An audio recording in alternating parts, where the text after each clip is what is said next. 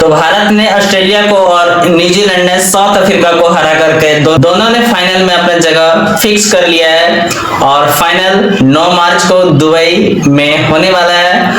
तो इंतजार की घड़ी अब होने वाली है खत्म और 9 मार्च को दो दमदार और मजबूत टीमें आपस में भिड़ेगी। लेकिन मुकाबला किसके पक्ष में जाता है, बाजी कौन मारता है? अगर न्यूजीलैंड की हम बात करेंगे इतिहास में, तो बहुत सारे वैसे दौर न्यूजीलैंड के साथ में आए हैं जो एक बुरे दौर के रूप में, बुरे सपने की तरह आए हैं और न्यूजीलैंड ने कई बार नॉकआउट मैच में भारत को बाहर का रास्ता दिखाया है। लेकिन फिलहाल कुछ समय से अगर हम बात करेंगे तो ये ट्रेंड चेंज हुआ है और ये ट्रेंड कब से चेंज हुआ है और अब पहले न्यूजीलैंड ने भारत को किन किन मुकाबलों में सेमीफाइनल में, नॉकआउट मैचों में बाहर किया है, इन सभी चीजों पे हम लोग बात करने वाले हैं। और फाइनल के दिन यानी कि न्यूजीलैंड और इंडिया में से कौन बाजी मारने वाला है, इन सभी चीजों पे भी हम लोग बात करने वाले हैं। और साथ ही साथ में कुछ पूर्व खिलाड़ी जो ये भी अनुमान लगा रहे हैं कि दोनों में से, न्यूजीलैंड और भारत में से आईसीसी चैंपियंस ट्रॉफी 2025 का खिताब किसके नाम सजेगा, तो इन सभी चीजों पे हम लोग बात करने वाले हैं। तो आइए बिना लेट किए हम लोग वीडियो में आगे बढ़ते हैं। 25 साल पहले न्यूजीलैंड और भारत आईसीसी चैंपियंस ट्रॉफी में एक दूसरे के आमने सामने 25 साल पहले हुआ था और उसमें बाजी न्यूजीलैंड मारा था। सन 2000 जो नैरोबी में हुआ था और इस फाइनल मुकाबले में न्यूजीलैंड ने भारत को 4 विकेट से हराया था। आईसीसी टूर्नामेंट के नॉकआउट मुकाबले में न्यूजीलैंड ने भारत को सबसे ज्यादा परेशान किया है। टीम भारत को 2019 वर्ल्ड कप का सेमीफाइनल और 2021 वर्ल्ड टेस्ट चैंपियनशिप का फाइनल भी हरा चुका है। पिछले समय से दोनों की राइवलरी जो रही है काफी जबरदस्त रही है। न्यूजीलैंड के पास लिमिटेड ओवर्स क्रिकेट का इकलौता आईसीसी टाइटल चैंपियंस ट्रॉफी है। साल 2000 में भारत ने केनिया, ऑस्ट्रेलिया और साउथ अफ्रीका को हराकर फाइनल में जगह बनाई। वहीं न्यूजीलैंड ने जिम्बाब्वे और पाकिस्तान को हरा करके फाइनल में जगह बनाया था। नैरोबी के मैदान पर फाइनल में न्यूजीलैंड ने टॉस जीतकर फील्डिंग चुना और भारत के कप्तान सौरव गांगुली ने 117 और सचिन तेंदुलकर ने 69 रन बनाए। इन दोनों के अलावा कोई और बैटर कुछ खास नहीं कर पाया था और टीम 6 विकेट खोकर 264 रन बनाया था। न्यूजीलैंड ने 132 रन पर 5 विकेट गंवा दिए थे। यहाँ क्रिस कैंस ने क्रिस हैरिस के साथ पारी संभाल ली और दोनों ने छठे विकेट के लिए 122 रन की पार्टनरशिप की और भारत को मैच से बाहर कर दिया।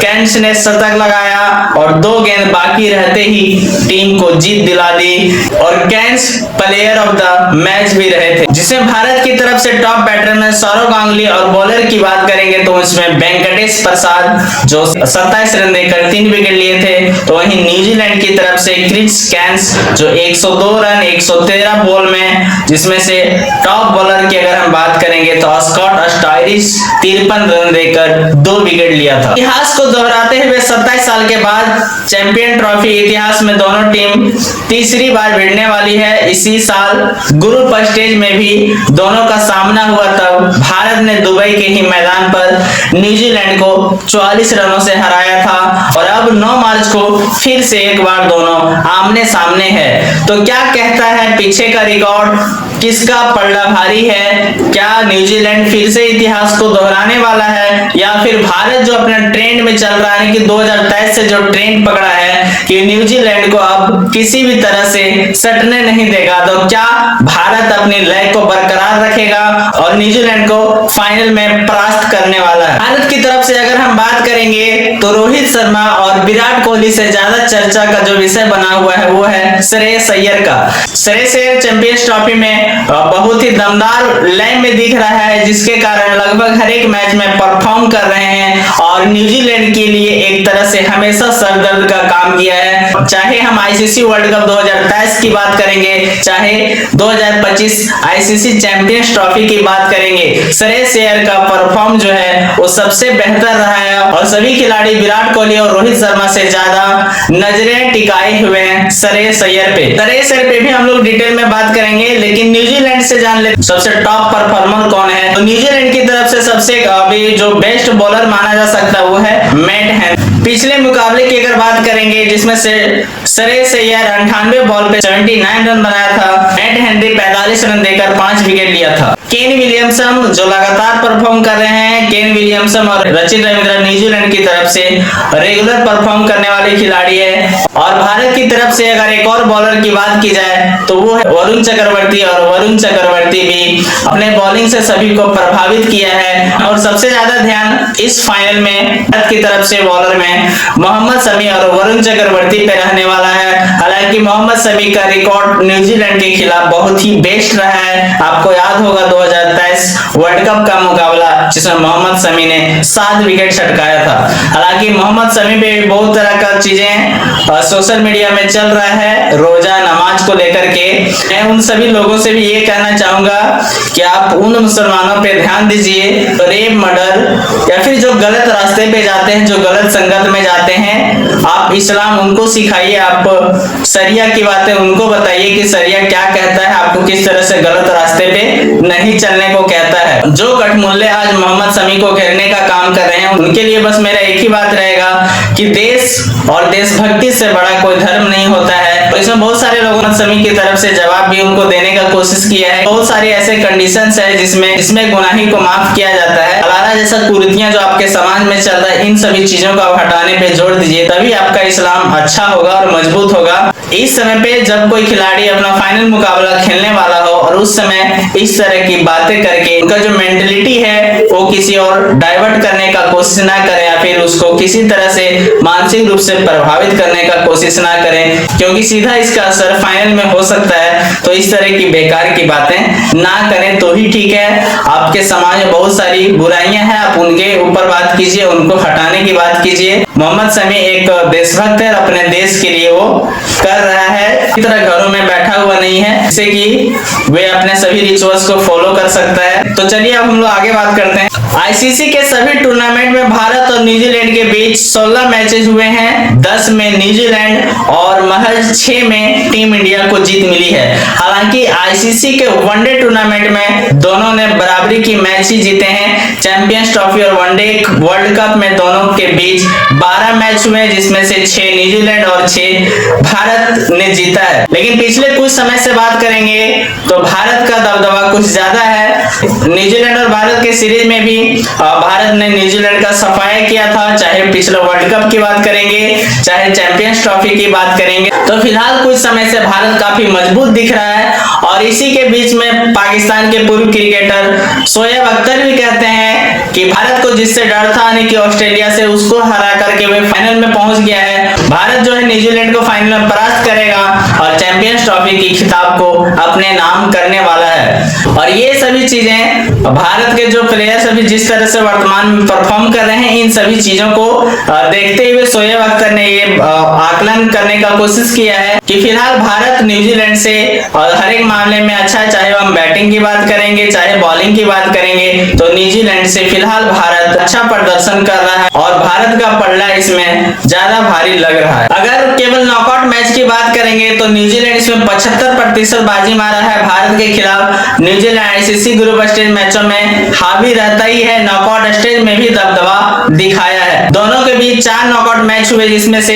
3 में न्यूजीलैंड ने बाजी मारा और महज भारत उसमें से एक ही मैच जीत पाया है। 2023 से पहले न्यूजीलैंड ने भारत को तीनों नॉकआउट मैच में हराया था। ये हार सन 2000 चैंपियंस ट्रॉफी के फाइनल, 2019 के वनडे वर्ल्ड कप सेमीफाइनल और 2021 के world cup test championship final में मिली थी। 2023 के वनडे वर्ल्ड कप सेमीफाइनल में भारत ने इस ट्रेंड को तोड़ा और न्यूजीलैंड को 70 रनों से परास्त किया था। न्यूजीलैंड को 67% वनडे में भारत हरा चुका है। ओवरऑल वनडे क्रिकेट में भारत ने न्यूजीलैंड पे अपना दबदबा बरकरार रखा है। दोनों के बीच 95 मैच हुए, जिसमें से 63 मैचों में भारत और केवल 30 ही मैच में न्यूजीलैंड जीत पाया है। यानी भारत का सक्सेस रेट 66% रहा है और उसमें से एक मैच टाई रहा था और एक बेनतीजा रहा था। पिछले 10 साल में भारत ने 85% वनडे न्यूजीलैंड को हराए हैं। भारत ने पिछले 10 साल में न्यूजीलैंड पर और भी ज्यादा दबदबा बनाया हुआ है। 2016 से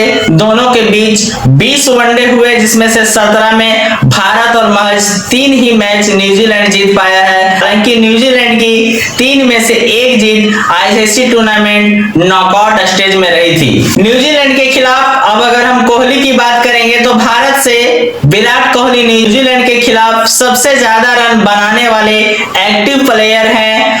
उन्होंने कीवी टीम के खिलाफ 32 वनडे में 6 शतक लगाकर 1656 रन बनाया है। वहीं रोहित शर्मा न्यूजीलैंड के खिलाफ 997 रन बना चुका है। वहीं शुभम गिल की अगर बात करेंगे तो 11 मैच में 74 की औसत से 592 रन बनाया है, जो काफी अच्छा औसत है। और मोहम्मद शमी की बात करेंगे तो न्यूजीलैंड के खिलाफ सबसे ज्यादा विकेट लेने वाले एक्टिव भारतीय प्लेयर है। उसके नाम 15 वनडे में 37 विकेट है। शमी ने ही 2023 के वनडे वर्ल्ड कप सेमीफाइनल में 7 विकेट लिया था न्यूजीलैंड के खिलाफ। कुलदीप यादव 22 और हार्दिक पांड्या 16 विकेट ले चुका है। वहीं न्यूजीलैंड की तरफ से बात करेंगे तो केन विलियमसन भारत के खिलाफ सबसे ज्यादा रन बनाने वाले एक्टिव कीवी बैटर हैं। उन्होंने 30 वनडे में 1 शतक लगाकर 1228 रन बनाया है। और अगर बॉलर की बात करेंगे तो मैट हेनरी 21 विकेट लेकर टॉप गेंदबाज है। उन्होंने पिछले मैच में 5 विकेट भी लिया था। और इस चैंपियंस ट्रॉफी की अगर हाईएस्ट विकेट टेकर की बात करेंगे तो सबसे टॉप में है मैट हेनरी, जो 4 मैच में 10 विकेट और 5.32 की इकोनॉमी से बॉलिंग किया है, जिसका बेस्ट 42 रन देकर 5 विकेट है, वो है भारत के खिलाफ। वहीं मोहम्मद शमी की बात करेंगे, 4 मैच में 8 विकेट लिया हुआ है, इसका इकोनॉमी 4.96 है और बेस्ट इनका 53 रन देकर 5 विकेट है। तो वहीं वरुण चक्रवर्ती की बात करेंगे, 2 मैच 7 विकेट, इकोनॉमी 4.55 और बेस्ट 5 विकेट 42 रन देकर के।